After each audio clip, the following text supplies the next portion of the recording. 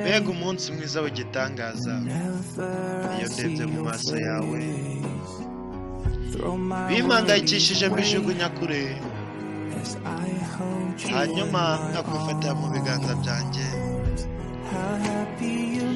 biranshimisha cyane iyo turi kumwe njye nawe bituma numva ntekanye mukunzi tuma umutima wanjye utekana ntabwo nzi kubyina neza ariko nakujyana kure kukwereka uko babyina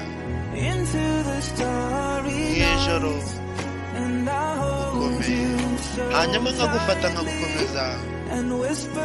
nkakongorera mu matwi mubwira ngo uri mwiza uri ijuru ritoya mukunzi uri indirimbo yanjye kandi nizera ko iyo ndirimbo itazigera irangira ndi mu rukundo rwuzuye njye nawe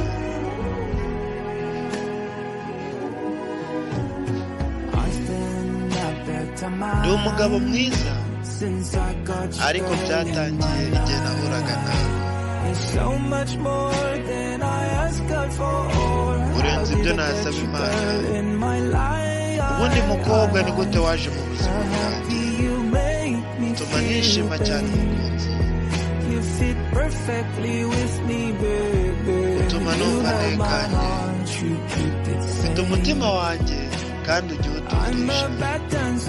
ntabwo nzi kubyina neza ariko nakubyinisha gakeya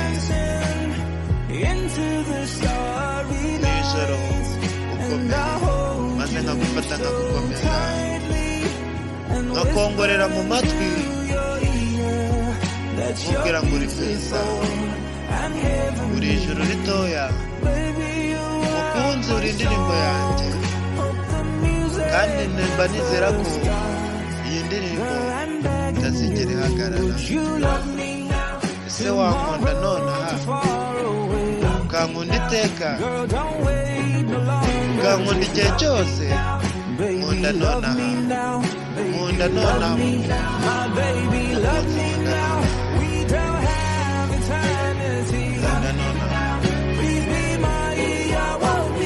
ati nkunda nonaha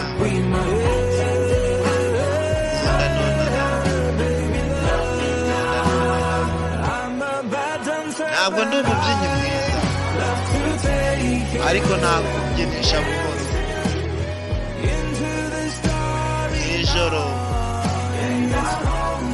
kandi ukomeye maze nkagufata nkagukomeza nkakongorera mu matwi mubwira ko uri mwiza uri ijuru ritoya mukunzi uri indirimbo yanjye kandi mba nizeye ko iyi ndirimbo itazigera ihagarara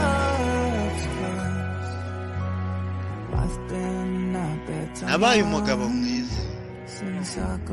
igihe nahuraga nawe umukobwa mu buzima bwawe